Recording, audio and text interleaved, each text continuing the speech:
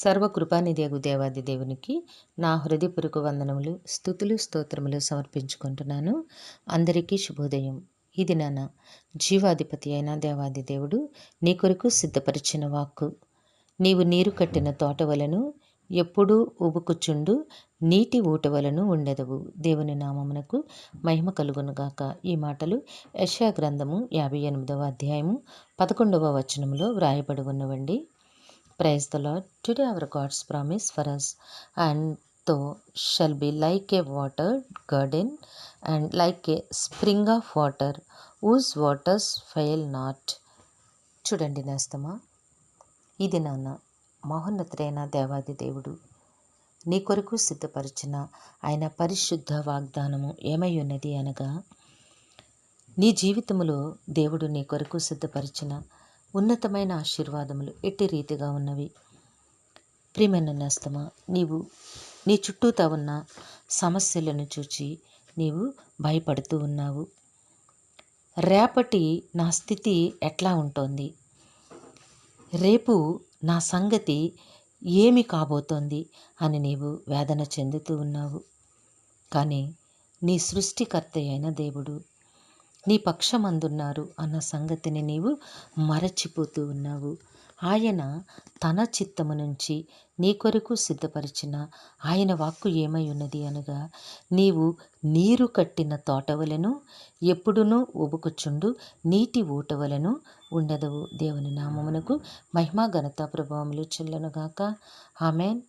ఇక్కడ నేస్తమా, నీ ఒక విజన్ చూడగలగాలి, ఒక దర్శనమును నీవు చూడగలగాలి. ఏమిటి అంటే, నీవు నీరు కట్టిన తోటవలను నీ పెరటిలో నీ ఒక మొక్కను నాటి దాని చుట్టూతా కూడా నీవు ఒక కుండీ కట్టి దాని నిండుగా నీరు పెట్టి దానికి అవసరమైన ఫీడ్ వేసినప్పుడు ఆ మొక్క ఏ విధముగా ఉంటుందో నీవు చూస్తూనే ఉంటున్నావు కదా. ఎలా ఉంటుంది ఆ మొక్క? ఎంతో గ్రీనిష్గా చక్కగా తగిన సమయమందు అది ఎంత వయసు తర్వాత దాని ఫలము నీకు ఇవ్వవలనో అప్పుడు తప్పకుండా దాని ఫలాన్ని నీకు ఇస్తోంది. ఈ దినాన్న దేవుడు నీకేమి చెప్తూ ఉన్నారు అంటే, నీవు నీరు కట్టిన తోటవలే నిన్ను చేశాను. నేను నిన్ను ఒక అనామకునిగా చేయలా, నిన్నొక అనాథగా నేను నిర్మించలా, నిన్ను భిక్షమెత్తువానిగా నీ తల్లి గర్భమందు నిన్ను రూపించలా అని నీకు ఇది నాన్న మహోన్నతుడైన దేవాది దేవుడు బోధిస్తూ ఉన్నారు. నేస్తమా, ఎందుకు నీవు దుఃఖిస్తూ ఉన్నావు? నీరు కట్టిన తోట ఎంత సస్యశ్యామలముగా ఉంటుందో నీ బ్రతుకు కూడా అంత ఆశీర్వాదకరముగా ఉండబోతోంది. ఎప్పుడునూ ఊబుకుచుండు నీటి ఊటవలనే ఉండెదవు అని నీకు చెప్తూ ఉన్నారు. నేస్తమా, ఎంత ప్రేమ కలిగిన దేవుడు నీ పక్షమందు ఎంత ఉన్నతమైన ప్రణాళికలను కలిగి ఉన్నారో ఎప్పుడైనా ఆలోచించావా నేస్తమా? చిన్న కష్టం వస్తే దుఃఖిస్తూ ఏడుస్తూ కన్నీరు కారుస్తూ నా పరిస్థితి ఏమిటి, నా కుటుంబ పరిస్థితి ఏమిటి, నా భర్త, నా భార్య, నా బిడ్డలు సంగతి ఏమిటి అని నీవు దుఃఖిస్తూ ఉన్నావు. కానీ దేవుడు నీ కొరకు కలిగి ఉన్న ప్రణాళికలను మరచిపోతూ ఉన్నావు.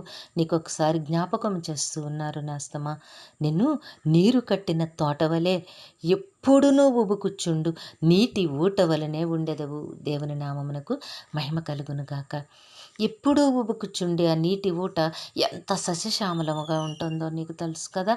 ఎప్పుడూ కూడా అవసరమైన వారు నీరు తోడుకునే విధముగా ఆ ఊట దానిలో నుంచి పుడుతూనే ఉంటుంది, ఉబుకుచుంటూ ఉంటుంది.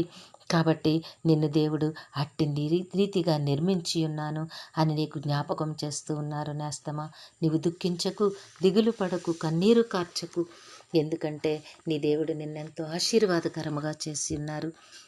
నీవు ఒకనికి ఉపయోగపడే రీతిగా నిన్ను ఒకనికి ఆశీర్వాదకారణముగా చేశారు. కానీ దేవుడు నిన్ను అనాథగా చేయలేదు, నిన్ను శాపగ్రస్తునిగా చేయలేదు. నీ దేవుడు నీకు దినాలు జ్ఞాపకం చేస్తూ ఉన్నారు. కాబట్టి దుఃఖమును చింతను విడిచిపెట్టు నేస్తమా. నిన్ను చక్కని తోటవలను ఎప్పుడూ ఉబుకుచుండు నీటి ఊటవలను నీవు ఉంటావు అని నీకు వాగ్దానం చేస్తూ ఉన్నారు గనుక నమ్మి విశ్వాసముతో ప్రార్థన చెయ్యి.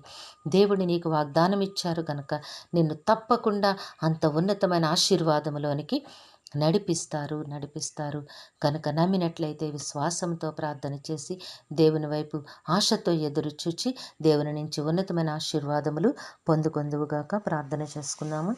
సింహాసనాసనుడైన దేవా, మీ ఘనమైన నామమునకు వందనములు తండ్రి. ఈ దినాన్ని మీ బిడ్డకు మీరు ఇచ్చిన మీ పరిశుద్ధ వాగ్దానమును బట్టి స్తుతులు సమర్పించుకుంటున్నాం రాజా. ఏ బిడ్డకైతే ఈ వాక్కును వినిపించున్నారో వారి జీవితంలోను వారి కుటుంబంలోను మీ ఉన్నతమైన ఆశీర్వాదములు అనుగ్రహించండి దేవా.